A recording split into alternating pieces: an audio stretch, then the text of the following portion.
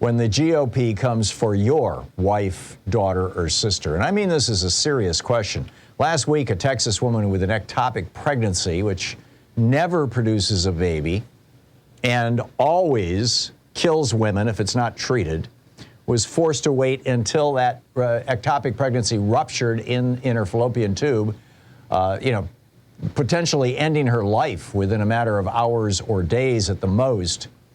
Imagine that was someone you loved, or you if you're female. Republican laws are now making doctors wait until women are nearly dead before they can provide life-saving medical treatment for lethal conditions like ectopic pregnancies or incomplete miscarriages. This is insane. Fred Narapol was tweeting, well, actually there's a story about it in the Washington Post.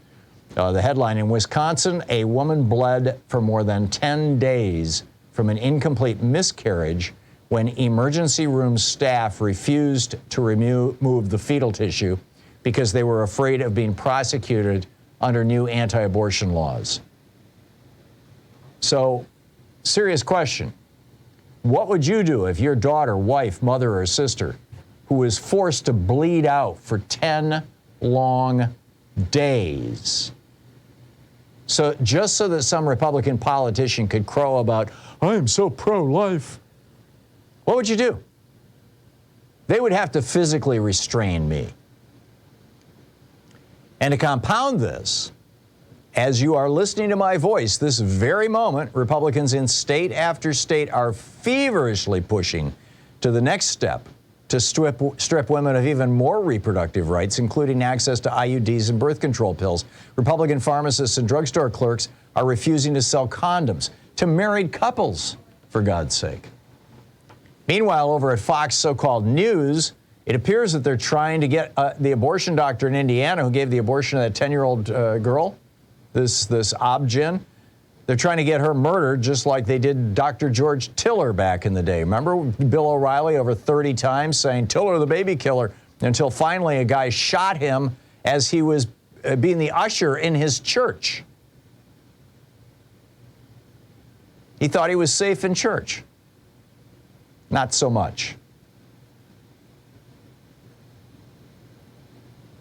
In the weeks since 6 Republicans on the Supreme Court ruled in their Dobbs decision that Republican-controlled legislatures could illegally insert police between doctors and women, multiple rape victims, including a 10-year-old, have been denied abortions or had to flee their Republican-controlled states. And this Republican insistence on male supremacy and the resubjugation of women, this goes way beyond birth control or abortion. There's a long history here. Back in 1869, the Republican Party was putting forward the 14th Amendment, which was generally considered to be a good thing. But Susan B. Anthony and Elizabeth Cady Stanton, who were the highest profile, earliest, the women's suffrage movement literally goes back to the founding of our republic, Abigail Adams and friends, but these two were really, they kicked off the modern day movement that led to the 20th Amendment in 1919. But because the 14th Amendment has a sentence that says voting rights shall not be denied to any of the male inhabitants of the states, Elizabeth Cady Stanton wrote in 1866, quote, if the word male be inserted in the Constitution, it will take a century to get it out again. This was the first time gender was in the Constitution. Keep in mind, the first 15, 20 years after the founding of the Republic in multiple northern states, women were voting. There is no constitutional prohibition against it. It was state after state that outlawed women voting, starting aggressively around 1810. So anyhow, Stanton said if you put the word male in the Constitution, it'll be 100 years to get it out. And sure enough, it wasn't until 1963 with the Equal Pay Act and 1964 with the Civil Rights Act that women got equal pay and prohibitions against workplace discrimination. When the Biden, now that act was passed through reconciliation, so it has to be renewed every 10 years. They had to pass it that way because of Republican objections in 1963. So, you know, it's been renewed every year ever since, and it came up for reauthorization in 2022. Or, excuse me, in 2021. And this was the Paycheck Fairness Act of 2021, which would have updated and reauthorized the Equal Pay Act of 1963.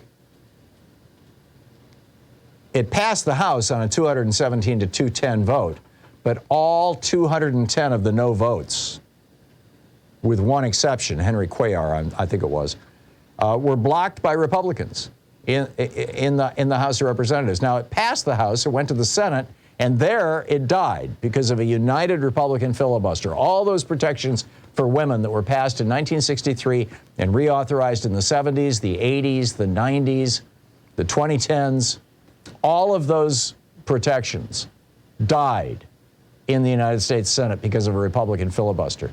The only reason that any of those protections are even law right now is that Joe Biden and Bernie Sanders, who runs the Budget Committee, were able to slip them into the must-pass Omnibus Budget Reconciliation Act of last fall. That's the only reason, or actually it was this March that it passed. That's the only reason any of them are at law, and that eliminated a whole bunch of protections for women. So anyhow, as I've told you before, you know, in the first 100 years of America, this is what Republicans want to take us back to. In the first 100 years of America, a married woman was not legally allowed to make out a will because she couldn't own land or legally control anything worth willing to another person. Any property she brought into the marriage became her husband's at the moment of marriage and would only revert to her if he died and she did not remarry, but even then she only got 1/3 of it. A male executor would be appointed, he got 1/3, and then he decided where the remaining 1/3 went. When she died, the executor just kept the property for herself. Women could only sue in court under the provisions provided for children and the mentally ill, or the mentally insane as they were referred to back then. If a woman was poor, it was a virtual certainty that if her husband died, her children would be taken away from her. This is the world that Republicans want to take us back to. I mean, right now in U.S. Congress, women make up 15%, just 15% of the Republican House seats, and 8% of Republican Senate seats. By contrast, women make up 40% of Democratic House seats. In 1974, it was a law in most states that a father, husband, brother, or male friend had to sign for a woman to get a credit card, a car loan, or sign a mortgage. I remember having to sign for Louise's first credit card in 1972, the year we were married. And when banks did give women loans, they had them sign what was called a baby letter, which said that if they got pregnant, they had to pay back the loan immediately with penalties. Now, that practice got ended in 1983 when Bella Abzug, the New York Democrat, introduced the Equal Credit Act, sponsored by 12 Democrats in the House. It passed in 1974. But then in 1976, the Supreme Court, in a ruling called General Electric v. Gilbert, said that corporations discriminating against women was perfectly legal. William Rehnquist wrote in his majority opinion, pregnancy is a voluntarily undertaken and desired condition. In other words, it's not a normal medical condition.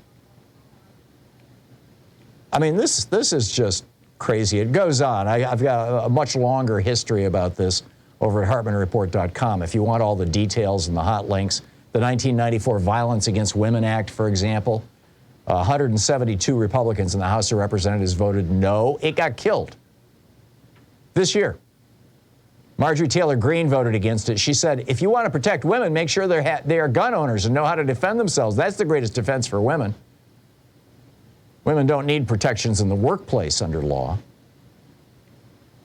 And now Republicans are renewing this campaign of terror. Jesse Waters, in my opinion, is trying to get this Indiana physician murdered. He's showing her picture on television and calling her out. And women are being taken literally right to the edge of death before they can be provided with any kind of care that might even resemble an abortion, like finishing off a miscarriage or dealing with an ectopic pregnancy. So again, I ask, how will you respond when this happens to someone in your life? This is no longer an academic question.